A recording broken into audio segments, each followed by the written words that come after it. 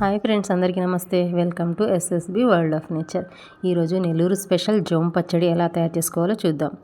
ముందుగా బెండకాయలు, చిన్న బీరకాయ ముక్క, అలాగే కొన్ని దొండకాయ ముక్కలు, ఒక 2-3 టమాటాలు తీసుకున్నాను. ఇవన్నీ కట్ చేసి పెట్టుకున్నప్పుడు ఇప్పుడు ఒక గిన్నె తీసుకొని అందులో కొన్ని పచ్చిమిర్చి వేసి ముందుగా మనం కట్ చేసుకున్నాం కదా, ఆ వెజిటబుల్స్ అయితే వేసేస్తున్నాను. ఇలా అన్నీ వేసేసాను. ఇప్పుడు ఇందులో కొద్దిగా ఉప్పు వేసాను, అలాగే కొద్దిగా ఆయిల్ కూడా వేసాను ఫ్రెండ్స్.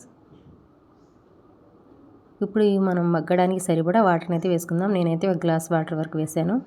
ఇప్పుడు స్టవ్ వెలిగించి ఈ మగ్గే వరకు ఉడకనిద్దాం. చూడండి ఫ్రెండ్స్, మనకైతే చాలా వరకు మగ్గిపోయినాయి. ఒకసారి కలిపేసి ఇందులో కొద్దిగా చింతపండు కూడా యాడ్ చేస్తున్నాను ఫ్రెండ్స్. కొద్దిగా చింతపండు అయితే యాడ్ చేశాను. మళ్ళీ ఒకసారి కలిపేసి ఓ 2 నిమిషాలు మనం మూత పెట్టి ఇంకొంచెం మగ్గనిద్దాం.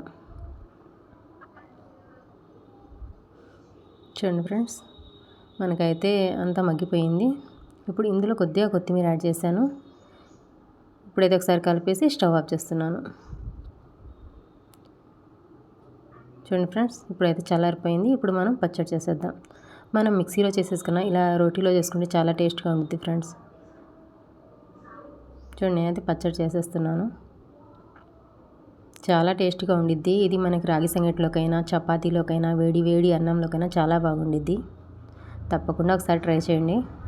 నేనైతే పచ్చడి నూరేసాను. ఇది పక్కకు తీసేసి ఇందులో 4 వెల్లుల్లి రెబ్బలు వేసి కొంచెం దంచాను. అలాగే ఒక ఆనియన్ కూడా వేసాను ఫ్రెండ్స్. మనం చాకుతో కట్ చేసి పచ్చడిలో కలిపే కన్నా ఇలా దంచుకుంటే టేస్ట్ చాలా బాగుండిద్ది. నేనైతే దంచేసాను. ఇప్పుడు ఇదంతా పచ్చడి కూడా వేసేసి మొత్తం కలిపేస్తున్నాను. అంతే ఫ్రెండ్స్, చాలా ఈజీ. తప్పకుండా ట్రై చేయండి. ఫ్రెండ్స్, నాకైతే కొంచెం ఉప్పు తక్కువగా అనిపించింది, అందుకే నేనైతే ఉప్పు యాడ్ చేస్తున్నాను. ఫైనల్గా పచ్చడి అయితే రెడీ అయిపోయింది.